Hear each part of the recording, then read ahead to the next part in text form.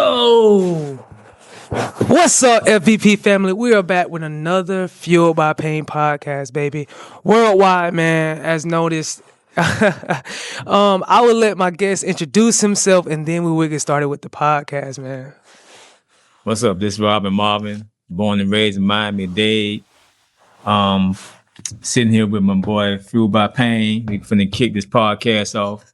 Yes, sir. We got some great poems we want to stress out to y'all, and hope y'all enjoy. Most definitely, man. Let's do it. All right, now we will get started with the podcast, man. First question, man. When somebody hears the name Robbyn Marvyn, what do you hope that they feel before they know your story?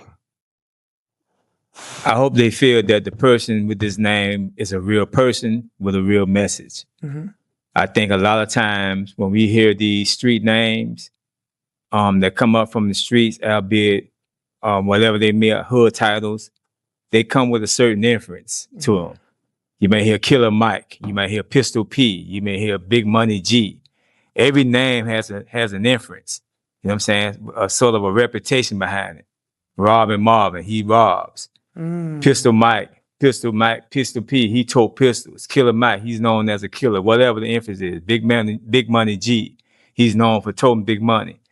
And so the biggest thing that I would like people to hear is because it's associated when they hear the name Robbyn Marvyn, is that this person is real, and whatever his story is, it has to be real, just as real. And so that's the first impression I want them to get, because, and not so much the negativity. I use that name because that's the name I was given on the street from the life I lived. Mm-hmm. But that name had a negative connotation to it for years, and so my job now is to change it into something positive. Most definitely.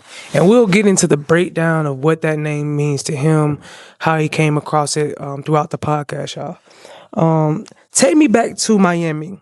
What did survival look like for you as a kid, day by day? In the project, survival looks like you got to do what you have to do. It's you're on your own, so to speak. As a child, and what I mean by you have to do what you have to do, as a child, you don't have the resources. You learn early on that you don't have the resources, financial stability that you probably would otherwise see on TV, mm-hmm. or in schools, or in other places. And so the things that you long for as a child, your parents or whoever that may be aren't able to give you those things. Mm-hmm. And so you have to learn early in age that, okay, if I want certain things, if I want to wear certain clothes, I got to get them on my own. Absolutely. And so that's the first thing you learn. That's real. That's truly real. I talk about my story all the time. I had to learn that the hard way. Ain't no rubric. I say it all the time. It ain't no rubric to this thing called life. I think that's the most important value lesson that I got out while I was younger. And I'm still growing into it, becoming a young man to this day. And kind of when you live it, and kind of when you just when you caught up in that moment, you don't have time to think about it. You just have time to react. Mm-hmm. You know what I'm saying? So it's not like you sitting down and you contemplating, okay, this is what it's something that comes automatically. Mm-hmm. You just feel it. You know what I'm saying? Not just only solely because of your life, but your friends that's also caught up in that captivity of, so to speak, that project area, that all of us are struggling. You know what I'm saying? So we become bonded. Mm-hmm. One way or another, right? One way or another. Mm. You said the streets were your mentors. What were they teaching you that school or home couldn't teach you at the time?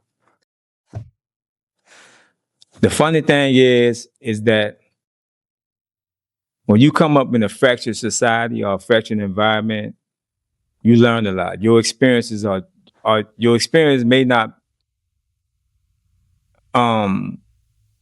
be the same as others, but they are different. Mm-hmm. And what I mean by that is the people you look up to, the people even the people that's not inside per se your community. I'm gonna give you an experience. I'm gonna give you an example. I mean, when I was young, I used to go around and I used to fix my own bicycle. So I would have to go to junkyards, trash piles, and I would build my own bike. And so one day my bike got ran over by this guy driving a Wholesome truck. Just destroyed my bike. You know what I'm saying?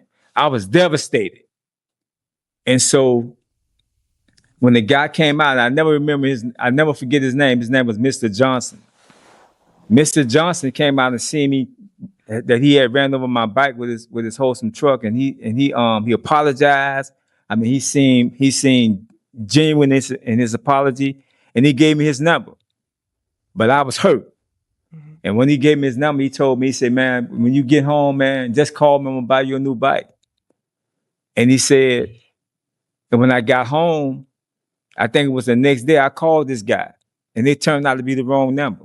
And so a lot of that make you feel right there. Man, a lot of things that happen to you in your life, and people and parents have to realize that the things that their children see in their lifetime, the experiences that they have with older people, they carry those things with them. You know what I'm saying? And I never forget that story. And then I had, when you trust people that you think are older than you, and you find out that's not genuine at all. And so when I mean by mentor, the mentors don't always have to be someone positive that have a positive effect on you. It can also be negative. You know what I'm saying? And so, and you meet genuine people throughout time, man. Yeah, you meet genuine people. And so I had 3 experiences that kind of like shaped my life. They kind of like shaped. I wouldn't say they were the core main thing, yeah. But I had 3. The experience with Mr. Johnson. I got robbed one time from my radio, walking down the street from a guy, and the experience with one of my elders named Al. Took my bike and sold it. And so things like that shape you. You know what I'm saying? Then you have to deal with your own issues that's going on in your house. And when you compile all these things together that's going on, kind of like everybody is kind of like, it's a free for all. Get in where you fit in. You know what I'm saying? Absolutely. And so mentors, I've had mentors, and they have come positive and negative. And so I guess the biggest mentor I had was a lady. Her name was Miss Johnson, and she taught at school, but she also lived in the projects. And that kind of like gave me a balance, because she would see me and say, "Come here, Marvyn." You know what I'm saying? Yeah. She would run me home, get home every time she see me doing something. And so yeah, it was. I wouldn't give that project life up coming up for nothing in the world. I don't care what nobody say. You could put me anywhere else, but I wouldn't give that project life up, because one thing about the project is, even though your family may be structured inside the house, the project becomes your family. Absolutely. You know what I'm saying? Man. Absolutely. That whole project area, y'all bond. Now sometimes y'all might fight. Sometimes it get a little rough. For sure. You know what I'm saying? But, for sure. For the most part, we all come up like family. We know each other. Everybody know each other. And so when something happened with one, it happened with all. And so yeah. Most definitely. How you feel so far?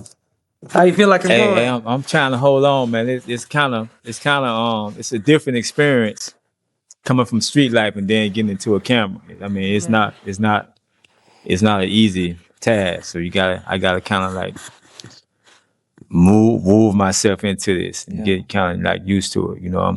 I once proclaimed myself to be a gangster, and gangsters normally don't get in front of cameras and microphones. Our lives are pretty much private. And so now my life, after all I've been through, is an open book. And so the transition is not easy, but it's coming. Absolutely. Slowly but surely. Especially with these books, man. You got to be ready to get on stage. Yeah, man. No doubt about it. We're going to get into all that, man. Yeah. Last question about originality and identity, man. What's something people assume about the kids from the projects that personally is completely wrong?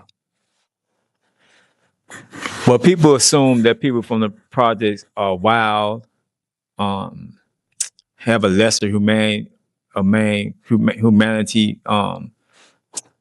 about themselves, which is not true. There are a lot of good people come from the projects. Absolutely. I was born in the projects. Yeah, Man. and it's not, and what I know personally is that, not that no one have told me this, but I had a lot of positive friends that with the exception of coming up in that fractured environment, would have come out to be productive people.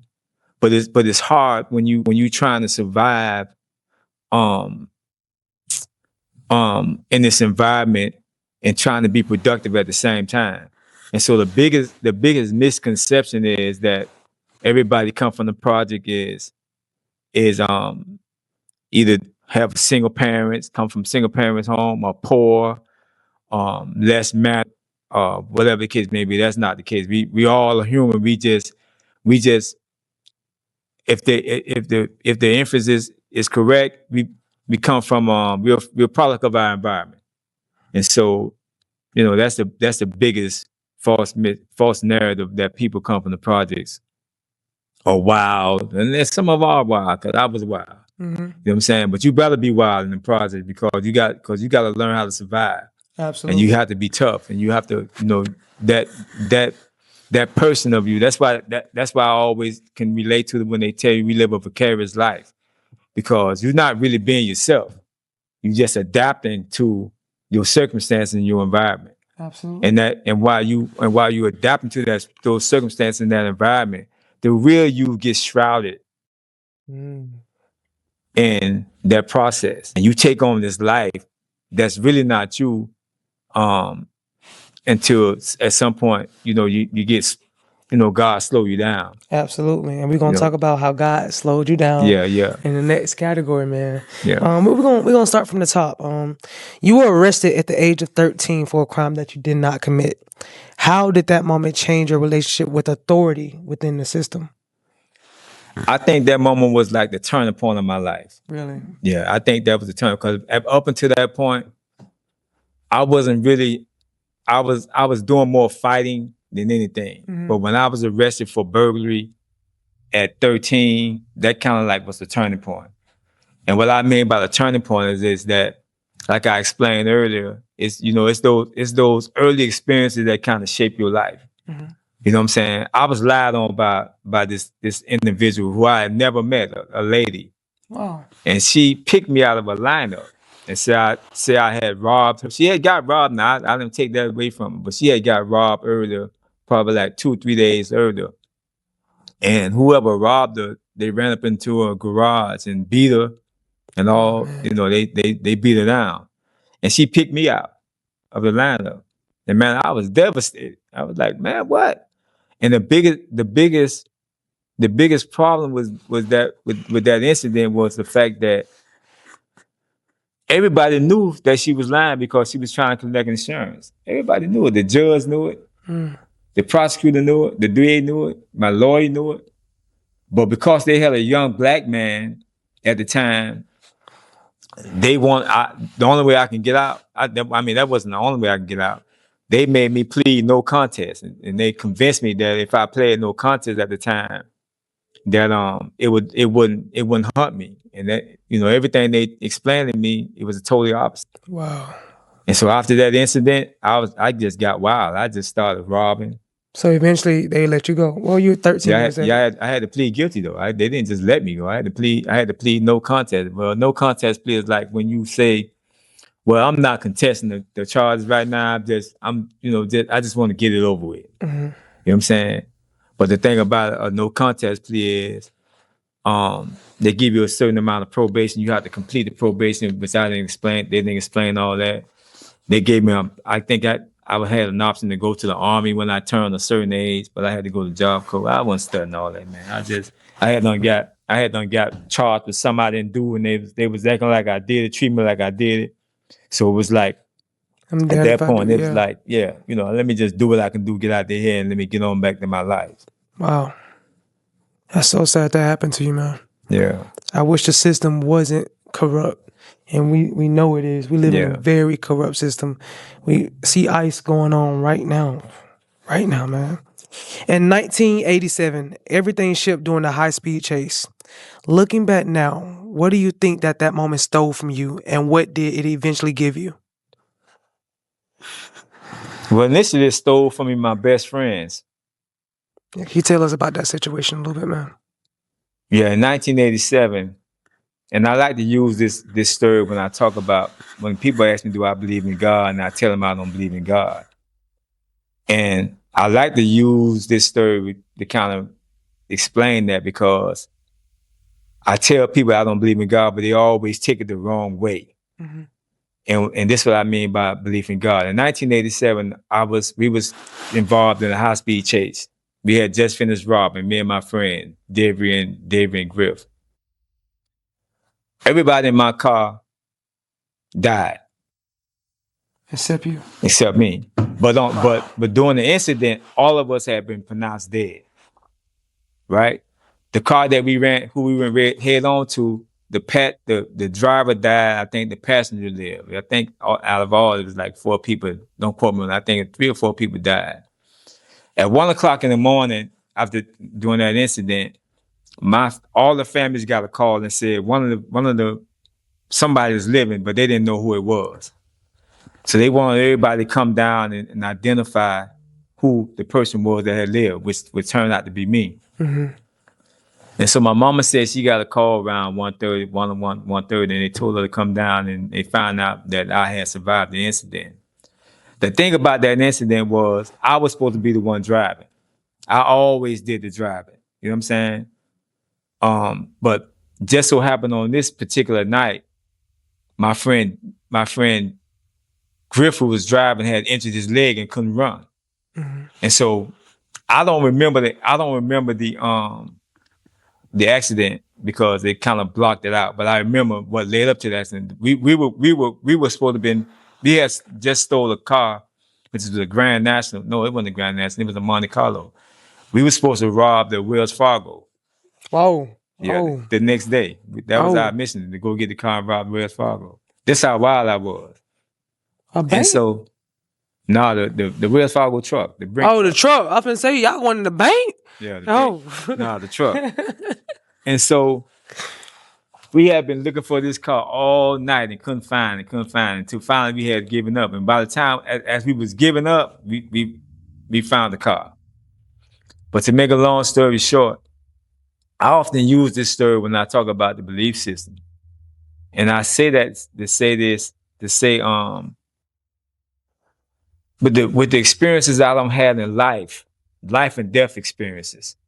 Just not this instance. I've been in shootouts. I've been in knife fights. I've been in and out of these life and death situations several times, and I always survive. And so when I say I don't believe in God, it's because a belief system can be altered. I know it's a God. Mm-hmm. You know what I'm saying? And so that's the difference between your of the regular person belief and someone that knows it's God. Mm-hmm. You know what I'm saying? I know there's a supreme being somewhere inside me and inside the universe.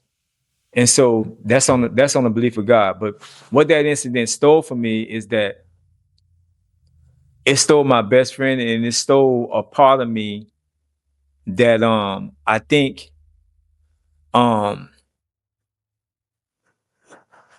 it stole a part of me that I needed to get rid of, if that make any sense. And what I mean by I need to get rid of is that I had a mindset back then that Robbyn was my life. Mm-hmm. You know what I'm saying? That's how I felt like. That's what I felt like was going to get me out of the project. That was my mindset. And so that robbery of me, I had to get released from that. But the unfortunate part about it is it angered me as well. You know what I'm saying? Because or confused me well because as soon as I got out because I lost my memory as well. Wow. I lost my memory for about probably like a month, I would say. Because when I woke up like a week later. And then so you was in a coma? Yeah, I wouldn't say it was a full coma, but it was probably something like more like an unconscious state. Mm-hmm. I don't know if I want to say it's a coma, but it's Back like Cadillacs on 4 flats, man. act like a Cadillac on 4 flats. All right. Was you done telling that story, Mr. Robbyn? What was I? You remember what? Man, it was getting good. I was so deep into the story. You talked about the incident. Yeah, you talk about you losing your memory. You said you wouldn't call it a coma. Yeah, I think the main thing that that incident took from me. And I don't know if it's proper to say it took anything away from me other than my friends. It took my chance to say goodbye to them, or my chance to been more of a leader in that situation, because I believe I kind of like held myself to some kind of responsibility of what happened, because my younger friends that were killed, we knew we had a mission that was supposed to go on the next day. Mm-hmm. And they were just as wild as me. And all I had to do was tell them, nah, let's stick to the mission. But what we didn't know was the mission that we were planning to go on the next day. Mm-hmm. We were being set up for that. Oh, wow. So that could have turned out more than what you had already imagined. Yeah. So y'all guys, so you saying to hit that the truck was the Wells Fargo truck was a setup? Yeah, it was a setup. And you later found that out? Yeah, it was a setup. And the funny thing is, I found out years later that it was a setup. The guy who had brought the mission to us was working with the feds. Oh, that's crazy. We're gonna talk about that too. Yeah, he was actually working with the feds. That's crazy. Yeah. So y'all, how old were you at the time? Around this time? I think I was around 19 or 20. So just really getting that young man status for real. I think I was 19, 20. I think I was 20. Griff was 19. I think Debbie was, 21. Wow. When you became a fugitive wanted by the FBI, were you scared, numb, or convinced you could outrun it forever? I was wanted by the FBI, but I never was scared. I don't think I can never recall a situation where I was ever scared about anything in life. Mm-hmm. I don't think I was numb either. I think more so I was kind of shocked. You know what I'm saying? That the FBI was looking for me. You know what I'm saying? Because I think the name was kind of bigger than the incident. You know, the FBI looking for you. And once people hear the FBI looking for you, everybody start thinking, damn. Yeah. You know what I'm saying? It done got real. Yeah. You know, they got wanted posters out for me, and but what they was looking for me for, I was like, they looking for me for this? Yeah. And so that was the more so confusing part about it. But I was never numb. I was never confused. Yeah, I thought I could outrun them, but I still moved around in life like I wasn't running from. I wasn't crazy. I didn't go in the normal spots. In fact, I ran to Albany. Albany was my spot when I was running on the run from the FBI. And it's just that I didn't like it because I didn't want anyone else to get jammed up behind me being wanted. So that was the main thing. I knew they was around my house. I knew they was around my fiance house at the time. And so I didn't want anybody to get kind of like jammed up, you know, while they was looking for me. Most definitely. So I wasn't in fact I kind of like wanted to get it over with because I thought I could beat them, but I just couldn't get myself to just walk down there and turn myself in. So yeah. How did you eventually get caught? I eventually got caught because I was up here one day. It was like 97. I drove home Miami, and somebody told the car I was in. You got to understand this game is slimy. Yeah. And so when when I got pulled, it was 1997 World Series night. And the police pulled me, and when they pulled me, I didn't have no ID on me, but I had like $10,000 in my pocket. I always kept like $10,000 in my pocket. And so when I gave them, and I wasn't even driving, but they came right to me and started bothering me. So when so when I'm giving them my name, they're like, man, that's not your name, because the name didn't have anything on it. So they searched me, and they found the money. So they pretended like they was more interested in the money than me. They kind of like just stalled and kept stalling and stalling. Mm-hmm. And we had Georgia Tag, so they played the you come down here to cop dope game. So eventually they told me they was gonna take me down and ID me. And once they took me down and ID'd me, they found out my real name. They found out my real name. But before this happened, before that incident happened, the incident that got me on the run from the FBI was I had a lot of corrupt police officers that I knew. Yeah, that's right. Yeah, in Miami, and so they was after me for that. From that, just for being in the mix with the corrupt cops. Just from being in the mix, they was corrupt, and we used to work not work together, but sometimes they would when they would make moves, they would bring me their work. You know what I'm saying? And so when one of my friends told I had a cousin too that was a police officer. So one of my friends told the FBI. That's how my whole case got started. He called in, and they tried to set me up with a 10 key deal. And once they kilos, 10 kilos. And once I showed up to the deal, they kind of like followed me and they pulled me over. But I jumped. They handcuffed me and put me in the back of the police car, but I jumped out. I escaped out of the police car. That's with handcuffs on? Yeah, that's how I got on the run. You escaped them with handcuffs on? Yeah. You outran the police with handcuffs on? Yeah. Jumping gates and all. Oh, it's real. And this was done in Albany. No, I was in Miami now. Oh, okay. Wow. That's what got me on the run. That's crazy, man. Hey, man. God doesn't make mistakes, though, man. You had to go through that to be where you are now. Yeah, I put the handcuffs in front of me. They didn't have no cage. I jumped over the seat with my hands in front of me and was kicking the door.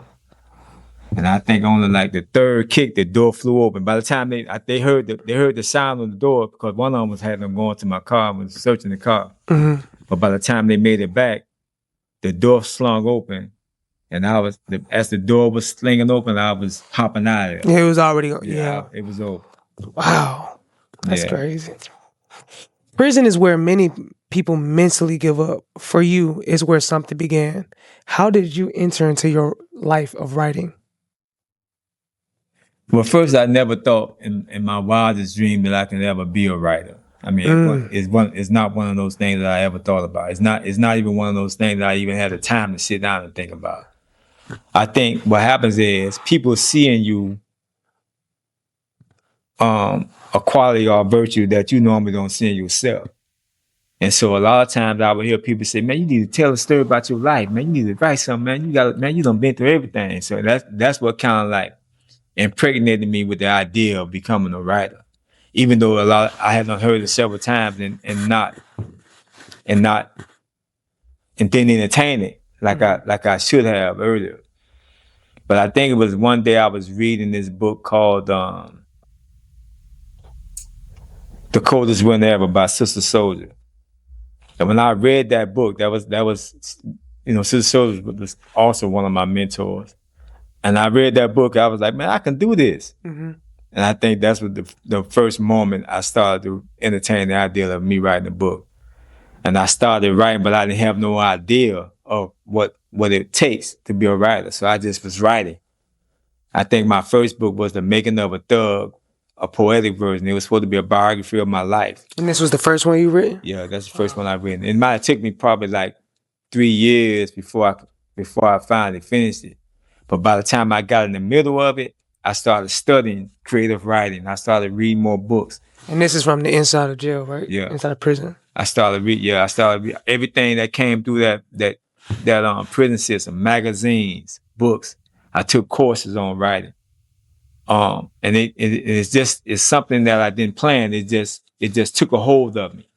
I couldn't stop. Once I got started, I couldn't stop. I wanted to. I was so interested in becoming this writer that at some point became elusive until I wanted to just gobble up everything. And so by the time I finished my first book, which was The Making of a Thug, I read that it wasn't kind of like a good idea to come out with a biography on your first book because nobody knows you. And so I had to just finish it first. It was disappointing because I hadn't put so much time in. 3 years is a lot of time. Yeah. Man. But I had to finish it first, and then I started writing more so like fiction books. And I think Knock Knock was my first fiction book that I Knock Knock. We got that on. Yeah. Yeah. We got no cap, man. You know what I'm saying? Yeah. Hold that. You point that up to the personal camera, man. Yeah, this is my first book, Knock Knock. Actually, this book here was really the second book, but the first book that I wrote, I used to let the guys read in prison. They like, man, we need to find out where the gangs come from. Yeah. So I had to go back and I had to write this book. It's the second version. So it's like an addition. Yeah. It's a series, right? Yeah. Absolutely, man. So I had to go back and write this book and give the gang in Opalaka a history. You know what I'm saying? Them coming up. It took me 28 days to write this book. So that's just how good I had got with writing by the time I got to start writing fiction books. Wow. That's crazy. But the thing about fiction books is, if I may add, the thing about fiction books is, or writing period, or doing anything in life, you write what you know. You know what I'm saying? And what inspired this book, Knock Knock, is because the guy that told on me, I kind of made that a symbol of I never knew he would be the one that told on me and would bring the feds on me. And so that experience kind of inspired Knock Knock. Knock Knock. You know what I'm saying? That's crazy. Man, make sure y'all check that out, man, if you haven't already. Where can they actually find the Knock Knock series? Well, this book here right now is available on Amazon. And one of the things about this book here, I'm gonna have be hosting a mystery contest, a whodunit mystery contest in this book, which actually is 3 books, 2, 3, and 4. You got to find out who Knock Knock is, and if you can find out who Knock Knock is, we're gonna be giving away $10,000. But you have to enter the contest to win it, and there's only be one winner. But yeah, this book is available on Amazon, along with my other book, Sweet Prince of the Ghetto. Yeah, we're going to talk about all that. We got 26 manuscripts that was done in prison, man. Yeah. How does that happen? One of the lessons I learned from when I was reading Sister Soldier book is that when you set out to do something positive, God will help you do it. He will put everything in your path to do it. And what she explained to me one time in one of her lessons was that not only would God help you do something if you contemplate in your mind to do it, but the devil also will help you if you contemplate something in your mind, you know what I'm saying, negative to do it. You know what I'm saying? When we were going to rob Wells Fargo, you know what I'm saying, the devil gave us everything we wanted. He gave us a car, he gave us guns, he gave us whatever we needed. But there are consequences behind the negative. Absolutely, man. Absolutely. And so when I started writing, I couldn't stop. And it seemed like every time I stopped writing one book, I would get an idea. Just start the next one. Yeah, just start the next one. I would be in the shower, an idea come to me. I had to rush out to get out of the shower so I can write the final, whatever I can write out of. I could be running and some come up, an idea. So I just, every time an idea came, I just kept writing. Most definitely. I just kept writing. And kept writing it and trying to get them published, but being in prison, it was so hard. You're not on the same playing field as everybody else, so everything has to be done discreetly. Absolutely. You know what I'm saying? And so, but I were able to get those 2 books published, and plus my running book published while I was in prison. So that was a blessing. But it all comes from me never giving up, me learning the craft, me being passionate about the craft, and by the time I was released after serving over 23 years, I had written 26 manuscripts approximately. Wow. Yeah. Hey man, it's a lot of releasing to do, man. Yeah, so that's why we're doing this podcast, man. Yeah. Get your message, get your word out there. Y'all make sure y'all check the books out. Go on Amazon, put in Marvyn Griffin or Robbyn Marvyn. My books will come up. Either I have also a running book. The Art of Running. So yeah, it's been a journey. Life has been a journey. I mean, but like I said, all of us are on a journey, but life has been a journey, certainly. And we must get to a point in our life to realize that journey, that whatever journey that we have can impact the lives of others. Absolutely, man. And so that is my mission now today. I live a very tumultuous lifestyle in life. Keep on. And my goal now is to impact young people's lives who may be on the same path that I was on, to prevent them from following that same path I took and going through the hardship that I went through. Let's talk about. Can you pronounce it for me? Navram's bookshelf. Where is that? Where does the N word come from? I can't even pronounce. I didn't want to mess it up, y'all. Yeah. Nivram is my name spelled backwards, Marvyn. Oh, okay. Yeah, I still don't think I can pronounce it. Nivram. Yeah. Nivram. I used to pronounce it Nivram, but people still calling it Nivram, so I just Nivram. I got it now. I got it. Nivram. All right. So let's talk about the Nivram bookstore. Why a bookstore? Why not something easier or more traditional, especially for people who look like us? Well, it's more so in it. People say if it's easy, more people will be doing it. It's not easy at all. You know what I'm saying? And the reason why I wanted a bookstore is because once I started writing and doing my research, and I always dreamed of having a bookstore. This dream it was elusive. It wasn't. It was just a thought. Me being in prison with 30 years of life, so I never thought that I would ever see a day where I would actually have a physical bookstore. Unfortunately, by the time I got out, everything the landscape of publishing has shifted. Yeah, from physical to digital, to digital. But I still wanted my own physical bookstore, and so because I still believe that even though it had flipped to digital, there's still a big audience out there of people that love that physical that touch, man. that hard connection. Copy touch. Yeah. And so if anything, I just wanted to fulfill my dream. You know what I'm saying? So if I never make $1 out of the store or it never goes anywhere, I still have lived to see freedom and to see the dream that I once dreamed about so many nights and woke up with about so many days, and I it's here. I have absolutely. And so that's a big accomplishment to me. Whether we're in the digital aspect of writing or whatever the case landscape may be, I accomplished this dream. It hasn't been easy, but it's for sure. And it's here. Yeah. Hey man, that is real. That is real. Who is the bookstore really for? The kid, the student, the formerly incarcerated, or the community? The community. And I think when you establish something like this, everyone has to come in that finds an interest in it and find their place.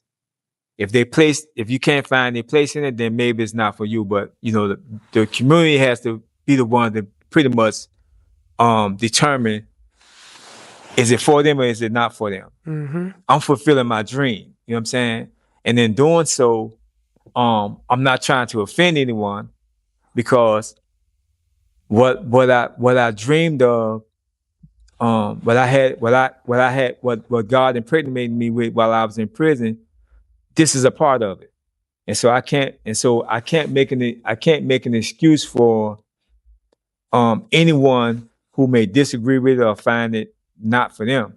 So it's not for children, because unless when you come into you and you visit the apparel aspect of it, because I will have apparel in here as well for children in that case. But when it comes to my creation of what inspired me to become a writer or author, my books are going to be in here, and not just my books. It's going to be other books from other authors. I'm looking at them, man. I wish y'all could see it, man. Yeah, and so it's just not about me, but it is about me at the end of the day. Most you know what I'm saying? Speaking about the store, where do you think you would see the store 15 years from? Not even 15, 5 years from now. Where's your vision? The first thing I want to see this actual store right here sell 100,000 books in 1 year. And I want to take, in order for me to do that, I need you guys' support. But absolutely. But man. The next thing I want to do from that, if I want to take this same concept I have with the artistry and the clothing, with the stage, I want to take this to Atlanta, Tallahassee, and one other spot, I think South Carolina. I want to take this concept in other places, this. It'll happen, man. Yeah, to sit around colleges and create a safe place for them to study, a hub where they can come chill and have little events. You know what I'm saying, away from school. Yeah. That's what I want to see. I wanted to grow. I want the Marvyn's brand to grow. It need to happen, man. And as you don't know, man, if you don't know, because y'all are behind the camera, this store is right across the street from ASU.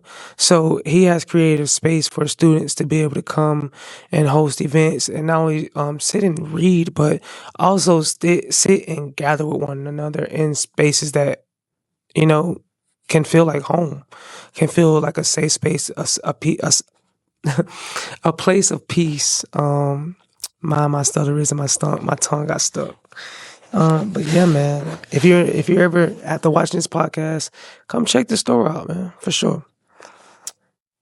What kind of programming? Actually, no. If a younger version of you walked into Navram's at 15 years old, what do you think would have changed? That's a good question. At 15, if a younger version of me walked into this store, I think when we in life that we all know our purpose, we just at some point get detached from it. And I mentioned to you that you asked me a question about what first inspired me to become a writer.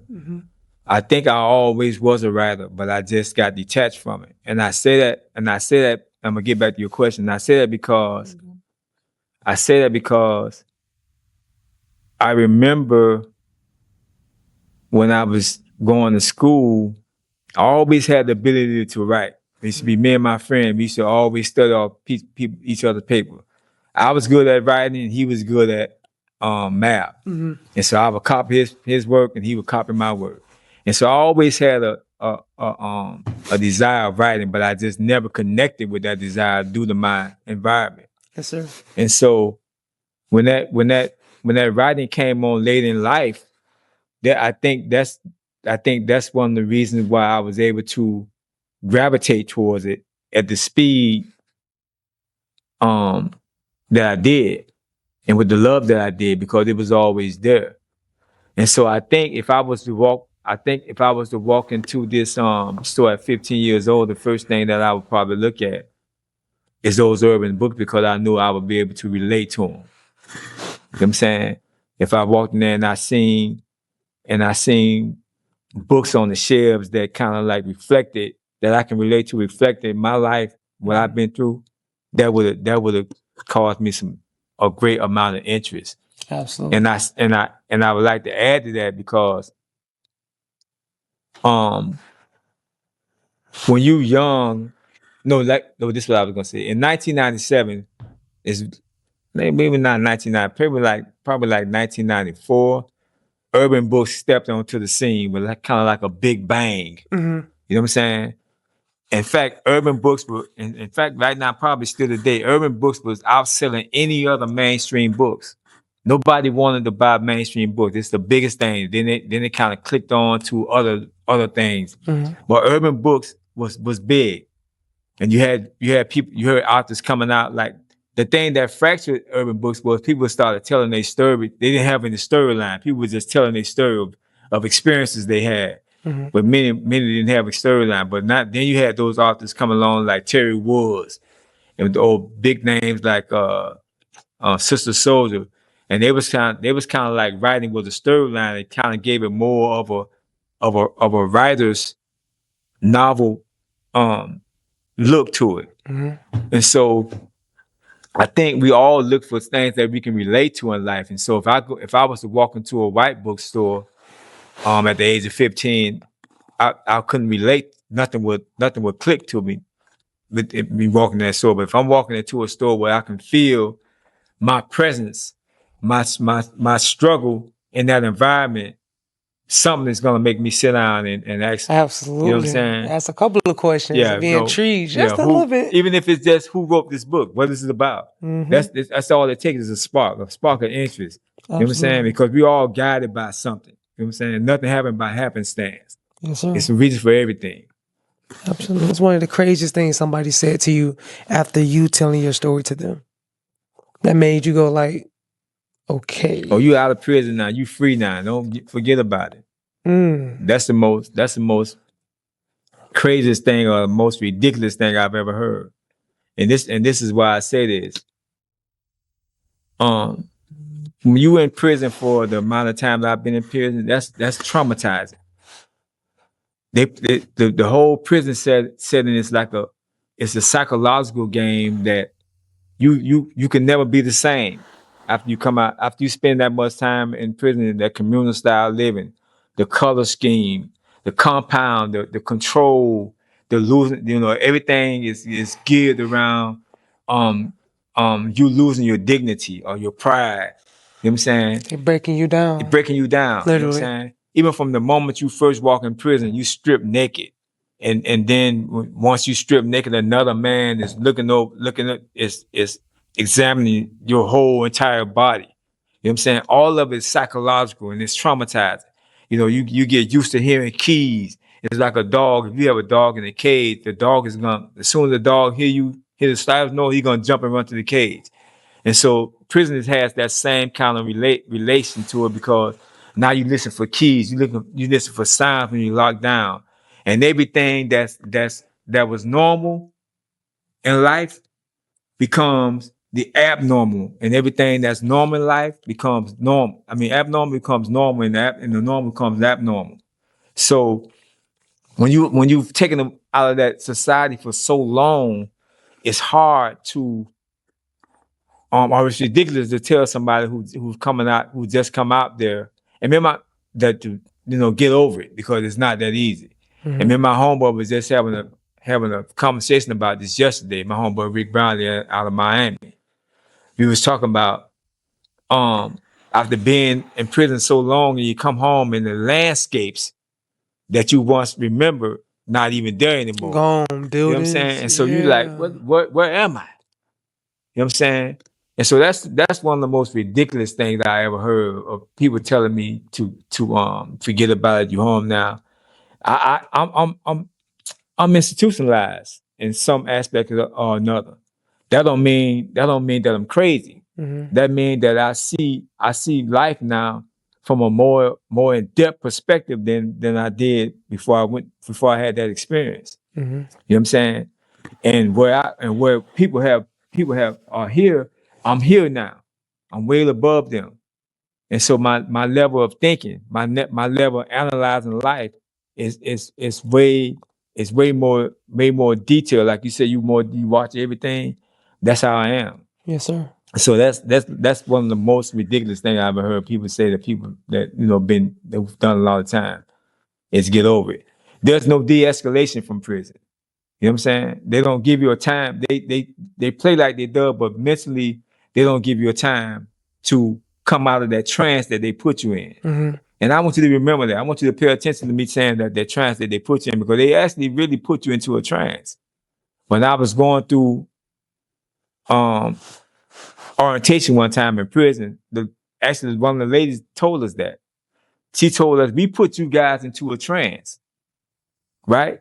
That's why you have the controlled movement. That's why y'all allowed to wear the same clothing. Y'all allowed to go by your prison numbers. We put you into a trance, and by the time we about to let y'all out, because she said we had to put y'all into a trance, because if y'all realize what's going on, y'all to tear this whole place up. So we got to put y'all into a trance. Wow. We got to embed, and while we putting y'all into a trance, we got to embed hope into y'all that things will get better. And so once you have that idea that things will get better, that you will get out one day, you're gonna stay locked up into that trance. You're gonna stay compliant to things that you would normally wouldn't be compliant to. Mm-hmm. And she said, once we know we finna let you out of that trance, we snap our finger and you come out of it, and we let you go. You know what I'm saying? Because now we know you can't go back into society with the same mental institutionalized mindset you had while you was in here. Mm-hmm. And I'm gonna give you a slight example of that. After doing over 23 years, when they let me out of prison, the money hadn't even changed. We're not even talking about the landscape. They gave me $30, a $20 bill and a $10 bill. I argued them people down that money was real. Was fake, because it didn't look like the same money I left when I left the street. And they was laughing. They thought it was funny, but I was serious. That money it looked like monopoly money to me. Mm. And so that's the most ridiculous thing people can say to me, because they don't understand how deeply the psychological impact that prison system have on y'all, that prison life, living in community style living, men, you surrounded by another man 24/7. Y'all eating together, y'all sleeping together, y'all crying together. Everything is around. It's in a box, and it's not you. You can't just get over that. Sometimes it takes people forever. You know what I'm saying? Yes, sir. So yeah, that's crazy. What's a message you wish every incarcerated person could hear you say today? The one message I wish all of them could hear me say is that prepare your life when you get out of prison, because your expectation of freedom it's not gonna be that once you step out into the streets, and you have to mentally prepare yourself for the change that's gonna you're gonna be faced with once you get out. Don't let whatever happened to you in that time, or whatever you face when you get out of prison, affect your mission. If you was on a positive mission, it's gonna still be positive, but it's just gonna be a little different. And so you have to just be able to adjust to society the way it is, because it has changed. A society changed in 1 week, in 1 day. So you can just imagine if you sitting in prison with years. Yes, sir. You know what I'm saying? And I think one of the biggest things, one of the biggest mistakes or regrets I have, if I want to say if there's any regrets from being in prison and getting out, is that I got locked into myself so much until I blocked everybody out. Mm-hmm. I blocked prison out, and I blocked society out. How did that affect your mental? It affected my mental in a good way, because I was able to get up every morning with 30 years. You know what I'm saying? And survive with 30 years. Because not everybody can do it. It's not easy waking up every morning, knowing you got a 30-year sentence that you got to deal with, and mm-hmm. can't see the end of it. And so the only way I can deal with that is I had to block everybody out and get into my own world, where God can communicate with me how He wanted to communicate with me. Mm-hmm. And so, and doing so, I took on a passion of writing. I took on a passion of exercising. I took on a passion of studying. You know what I'm saying? And so those three virtues is what was therapeutic to me. You know what I'm saying? Yes, sir. And so, yeah. Hey man, as we're about to get ready to end the podcast, man, I always ask the co-host to give some words of advice, of wisdom to the next person who may come through your situation in the future, who has gone through your situation in the past, or somebody who does not know your situation at all, but somebody in their circle may have. What advice would you give to them? My one advice I would give to them is that, man, keep God in your life.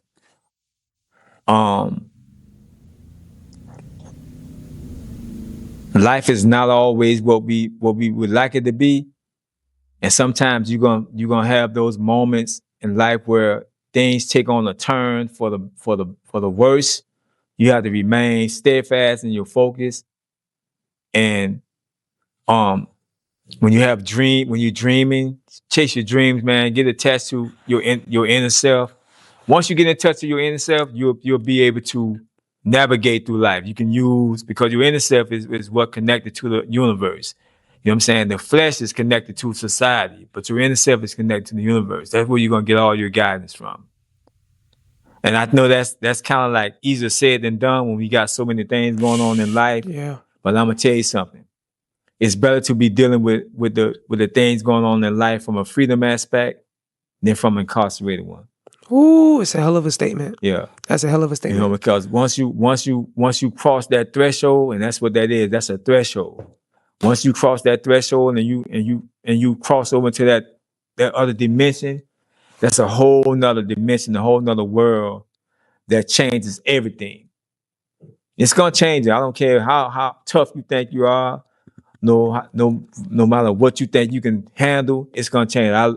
I lost everything and while I was in prison. Yes, I lost emotions for people. I lost family members. It changes you. You know, you lose respect for everything. Then you gain respect for some things. You know what I'm saying? Yes, sir. And sometimes you have to lose respect for certain things because it's not beneficial towards you anyway. Mm-hmm. And you have to gain respect for certain things because those are the things that ultimately is important in life. You know what I'm saying? So my advice to anyone, man, you know, especially the parents out there, pay attention to your children, what they're doing in the world. Ask them every day how is life treating them, you know, what their day was like, and you know, let them open up to you because a lot of them are holding things in that can be shaping their future and you don't even know it. You know what I'm saying? And that's a very, very crucial thing to have your child living amongst you and you not knowing what's going on in this world.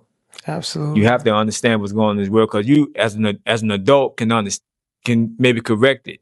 We got to understand that if I'm 40 and my child is 13, I got way more advance of years being on this earth that he don't have. Right. And so I can offer that to him to try to prevent him from going down certain paths. So, you know, get more involved in your children, man, and find out what they're doing, find out who their friends are. All that counts. Find out. I mean, if you can, if you're able, make sure they keep a little money in their pocket because we live in a capitalist society, and you know there's a lot of peer pressure out there. You know, we got the internet now. We got everything going on in the internet. Everything is like full bloom, and that's not by happenstance. That's by design. Mm-hmm. You know what I'm saying? Absolutely. And so it's gonna take people like us, like me. I'm right now. I'm working on doing a podcast with some of the guys that did just as much time with me. Rick Brownlee out of Miami. I'm working on doing a podcast with him, creating a panel with all of us so we can sit down and give our message, our story, what prison did to us. I hope I can be a part of that, man. Yeah. I'm trying to get Rick Ross out of California. I'm working on that right now for y'all. It's gonna be a powerful panel. And in fact, I was gonna speak to you about that today because I wanted you to kind of like be involved with that. I'm there, man. Yeah, you already get know that out I'm there. Okay. gonna do it. Once I got you in, I got you in. I got Rick Ross in, the real Rick Ross out of California. I got my homeboy Rick Brown in, and we gonna put up an awesome panel where all of us can sit around and you not only hear my perspective about this incarceration, you're gonna hear several others because all of us have a different takeaway and a different perspective of that incarcerated life of being ensnared in that system. Most definitely. Hey man, there you go. We have got through another FBP podcast, baby. This conversation has been an amazing one. Opened my eyes up to some things I didn't even know, man. So I'm grateful for you to even come on this platform and share your story, man. Yeah, I'm grateful as well. And y'all, I want y'all to go on YouTube, subscribe to my podcast channel, Chasing Your Dreams from Your Lips to God's Ears. Don't forget that. Go to your YouTube channel, go to Chasing Your Dreams from Your Lips to God's Ears. Just put in my name, Marvyn Griffin, subscribe. I'm gonna have a lot of good shows. I'm gonna be looking for my homeboy here to put me on his shows. Hey, man, I'm on a mission. Man. It's God's work, man. Yeah, it's God's work. Appreciate it, y'all. And don't forget to stop by Amazon. Got some books waiting on you too. Yes, sir. Please do that. Please do that. Don't forget, y'all, man. Support, man. As always, FBP family, I love you. I hope you have an amazing day. FBP out.